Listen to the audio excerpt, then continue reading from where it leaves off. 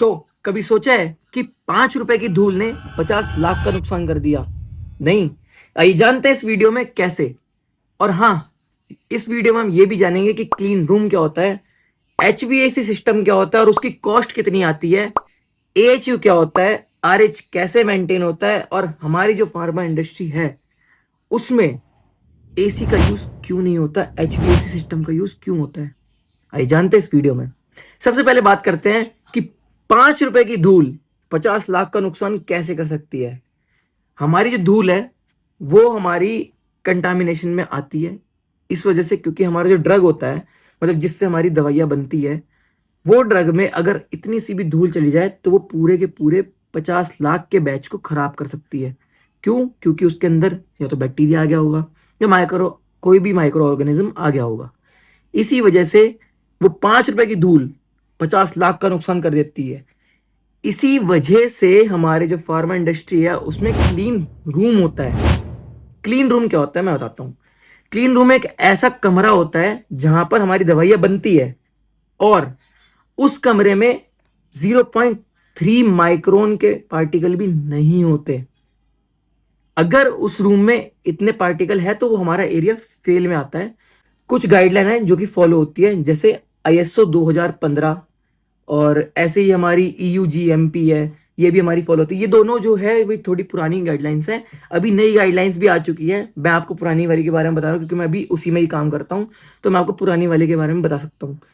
ये हमारी गाइडलाइंस की वजह से ही हमारा जो क्लीन रूम होता है उसके जो पार्टिकल्स हैं वो डिसाइड होते हैं। अगर उससे ज़्यादा उसमें पार्टिकल होते हैं तो हमारा एरिया फेल माना जाता है। एक ऐसे कमरे को ही हम क्लीन रूम कहते हैं जिसमें उतने पार्टिकल ना हो, उसमें कंटामिनेशन के चांस जीरो हो।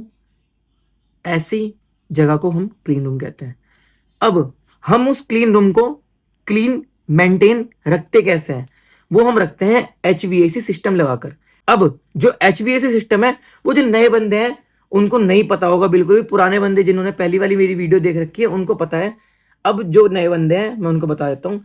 एचवीएसी सिस्टम होता है heat, ventilation, air conditioning. Heat जो है हमारे कमरे में तापमान मतलब बढ़ाना। वेंटिलेशन जो हमारी डर्टी एयर है उसको राइजर के थ्रू, सप्लाई के थ्रू जाके उसको फ्रेश एयर उसी कमरे में लाना। और जो एसी है वो हमारे टेम्परेचर को कंट्रोल करना ताकि हमारा ठंडा हो सके कमरा या फिर थोड़ा गर्म हो सके। और जो हमारा आरएच है वो मेंटेन रहे ताकि हमारे जो दवाइयाँ हैं उसमें मॉइस्चर ना आए, वो चिपके ना। इसी वजह से हमारा एचवीएसी सिस्टम लगा होता है। एचवीएसी सिस्टम में हम ये चीज फॉलो करते हैं, बट ये जो हमारी चीज फॉलो हो रही है ये होती है एक डेडिकेटेड मशीन की वजह से, जिस मशीन का नाम है एएचयू, एयर हैंडलिंग यूनिट। अब ये जो एयर हैंडलिंग यूनिट है ये एचवीएसी का पार्ट है। इसके लिए मैंने एक वीडियो बना रखी है, आप मेरे अकाउंट में जाके देख सकते हैं वो वीडियो को। अगर हो पाया तो मैं डिस्क्रिप्शन में भी उसका लिंक डाल दूंगा, अब वहां से भी देख सकते हैं।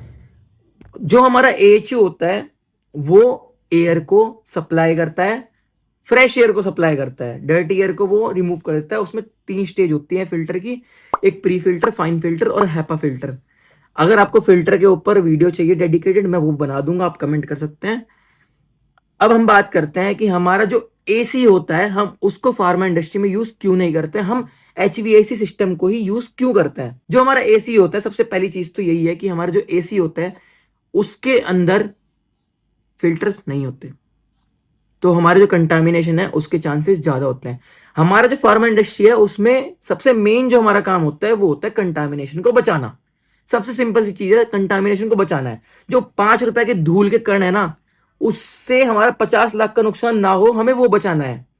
एसी जो है हमारा वो रूम को ठंडा तो कर देगा, बट ये है कि वो हमारा आरएच मेंटेन नहीं करेगा, हमें फ्रेश एयर सप्लाई नहीं करेगा। इसी वजह से हमारा एसी तो नहीं लगा होता। एसी को फार्मा इंडस्ट्री अवॉइड करती है जितना हो सकता है। इसीलिए डेडिकेटेड एएचयू लगे होते हैं पर एरिया के लिए। जैसे अगर मेरा कोई ग्रैनुलेशन का एरिया है तो ग्रैनुलेशन के एरिया के लिए हमारा पर्टिकुलर एक एएचयू लगा होगा, वो जो कि उसमें एयर को सप्लाई करेगा और एयर को खींचेगा। अब हम बात करते हैं कि जो हमारा आरएचओ मेंटेन कैसे होता है। जो हमारा आरएचओ मेंटेन होता है या तो हीटर की वजह से या टेम्परेचर को डाउन करके। हीटर की वजह से कैसे? कि जो हमारा मॉइस्चर उसमें आ रहा है, हीटर की वजह से वो इवेपोरेट हो जाएगा, वहां से हट जाएगा। ये फंडा वहां पर यूज होता है। अब मैं आपको बताता हूं, मेरा नाम है देवांश मित्तल। मैं अपना इंट्रोडक्शन सबसे लास्ट में दे रहा हूं, इस वीडियो के सबसे लास्ट में दे रहा हूं। क्यों? क्योंकि मैं काम पे ज़्यादा बिलीव करता हूँ। मैं आपको नॉलेज देने आया हूँ यहाँ पे, मैं अपना इंट्रोडक्शन बताने नहीं आया हूँ। इसी वजह से मैं अपना नाम तक आपको सबसे लास्ट में बता रहा हूँ। आप अगर फार्मा में काम करना चाहते हो तो बहुत बहुत बेस्ट जॉब मिलती है फार्मा में। इंजीनियर के लिए भी मिलती है, और हमारे जो क्यूसी वाले होते हैं, माइक्रो वाले होते हैं, उनके लिए भी बहुत अच्छी जॉब मिलती है, और बहुत अच्छी ग्रोथ भी मिलती है उनको।